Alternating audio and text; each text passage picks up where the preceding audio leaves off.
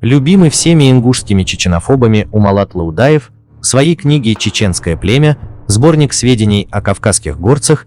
Тифлис, 1872 год» поведал нам одну историю с кражей чеченцем дочку одного влиятельного галгаевца с последующей клятвой галгаевца отомстить чеченцам и наказать их. Предлагаю всем зрителям выслушать до конца и не переключаться. Вот что из этого вышло, цитата. Случилось так, что в эти ожесточенные времена дочь влиятельного галгаевца выкрал чеченец и увез в Чечню.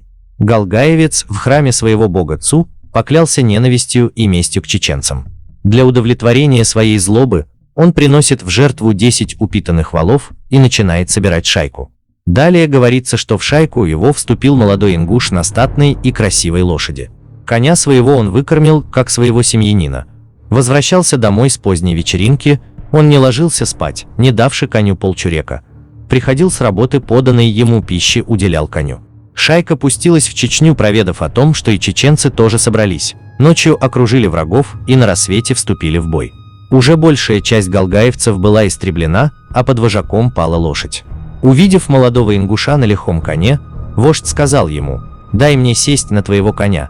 Я прогоню этих робких чеченцев, они как скворцы от ястреба разлетятся в стороны от руки моей. Мы же со славою и добычей вернемся домой». «Нет, — сказал ингуш, — тебе не безизвестно, как я выкормил его. Я лишал себя наполовину пищи, чтобы в черный день он выручил меня из беды. Теперь настал этот роковой час.